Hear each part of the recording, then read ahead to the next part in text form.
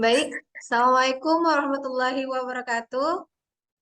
Waalaikumsalam warahmatullahi wabarakatuh. Baik, di sini saya akan mempresentasikan tugas saya yang berjudul Pemanfaatan Teknologi Informasi dalam Bidang Pendidikan.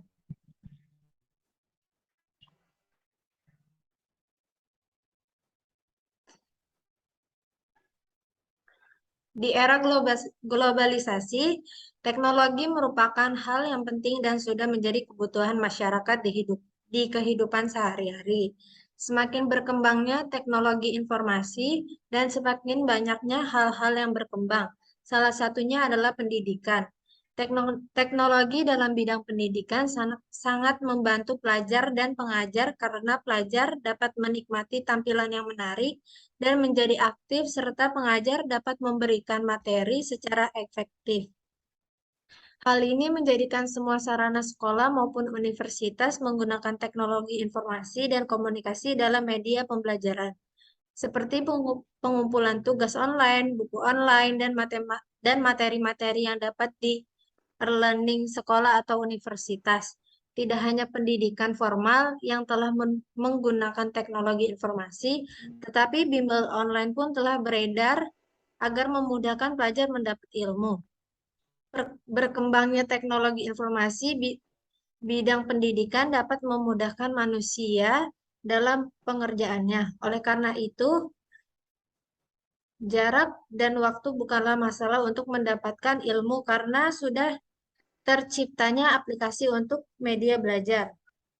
Teknologi informasi dalam bidang pendidikan berarti tersedianya sarana yang dapat dipakai untuk menyiarkan program pendidikan, meningkatkan teknologi di era globalisasi yang serba modern ini, bisa kita menerapkan pada dunia pendidikan sebagai fasilitas lebih dan serba canggih untuk memperlancar proses pembelajaran yang disampaikan. Pemanfaatan teknologi informasi dan komunikasi ini ternyata berhasil meningkatkan hasil ujian, penurunan tingkat putus sekolah, dan penurunan tingkat ketidakhadiran di kelas. Ada banyak bentuk pemanfaatan teknologi informasi dan komunikasi dalam bidang pendidikan yang dapat dilakukan, antara lain sebagai berikut. Yang pertama ada pembelajaran berbasis komputer. Saat ini komputer sudah menjadi urusan dalam kehidupan manusia, dari mulai urusan perkantoran hingga urusan pribadi, tak terkecuali urusan pendidikan.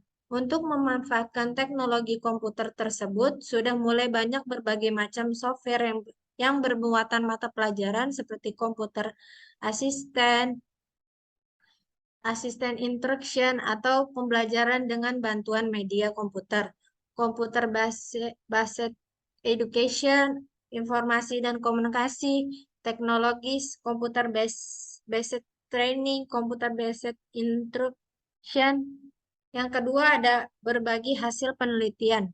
Teknologi informasi dan komunikasi internet telah banyak digunakan sebagai sumber informasi untuk menunjang pendidikan. Internet telah dimanfaatkan untuk berbagi hasil-hasil penelitian yang dilakukan di belahan dunia yang berbeda. Hal ini menyebabkan hasil penelitian yang dilakukan oleh seorang dapat dimanfaatkan oleh orang lain. Saling berbagi hasil penelitian juga mencegah terjadinya penelitian serupa yang berulang. Yang ketiga, ada konsultasi dengan pakar melalui internet. Hal ini dimaksud berkonsultasi dengan pakar-pakar yang berbeda di tempat lain yang menyebabkan ruang dan jarak bukan lagi masalah. Seorang siswa di Pulau Kalimantan yang sedang melakukan penelitian dapat berkonsultasi dengan seorang dosen yang ada di Pulau Jawa dengan memanfaatkan layanan email, chatting, maupun mailing list di internet. Yang keempat ada perpustakaan online. Perpustakaan dalam bentuk digital yang ditempatkan di internet, perpustakaan online memungkinkan seorang pelajar atau mahasiswa dapat mengakses ke sumber-sumber ilmu pengetahuan dengan cara mudah tanpa harus dibatasi dengan jarak dan waktu.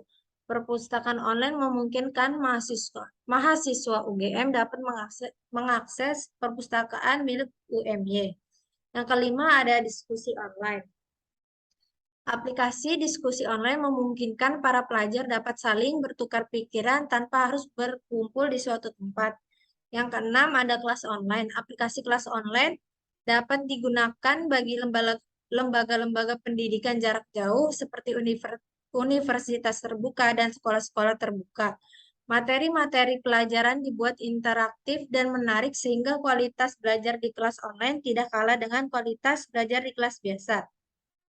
Yang ketujuh ada e-learning. Dengan e-learning memungkinkan terjadinya proses belajar mengajar jarak jauh. E-learning menjadi lebih efektif dan efisien sehingga dapat diperoleh hasil pelajar maupun pelajar dengan mengajar. Pelajar dapat saling berbagi informasi dan dapat mengakses bahan-bahan belajar seperti saat dan berulang-ulang. Dengan demikian, pelajar dapat lebih memantapkan penguasaan terhadap materi pembelajaran. Yang kedelapan ada penggunaan alat pendukung KBM. Proses belajar mengajar tidak harus menyampaikan melalui tulisan, namun bisa saja menggunakan video, gambar, atau materi yang dibuat menggunakan komputer atau laptop. Adapun manfaat teknologi dalam bidang pendidikan. Yang pertama, informasi yang dibutuhkan akan semakin cepat dan mudah diakses untuk kepentingan pendidik. Yang kedua, inovasi dalam pembelajaran semakin berkembang dengan adanya inovasi e-learning yang semakin memudahkan proses pendidikan. Yang ketiga, ada kemajuan TIK juga akan memungkinkan berkembangnya kelas virtual atau kelas yang berbasis telekonferensi yang tidak mengharuskan sang pendidik dan peserta didik berada dalam satu ruangan. Yang keempat, sistem administrasi pada sebuah lembaga pendidikan akan semakin mudah dan lancar karena penerapan sistem teknologi informasi komunikasi. Yang kelima ada meningkatkan minat belajar. Yang keenam ada materi lebih menarik. Yang ketujuh, memudahkan akses belajar. Yang kedelapan, meningkatkan kemampuan belajar. Dan yang terakhir, menambah informasi lebih luas. Nah, sekian dan terima kasih. Baik, sekian dari presentasi saya. Apakah bisa dipahami? Bisa, Bu. Bisa, Kak. Oke, terima Bisa, kasih. Bu. Assalamualaikum warahmatullahi wabarakatuh. Waalaikumsalam warahmatullahi wabarakatuh. Izin.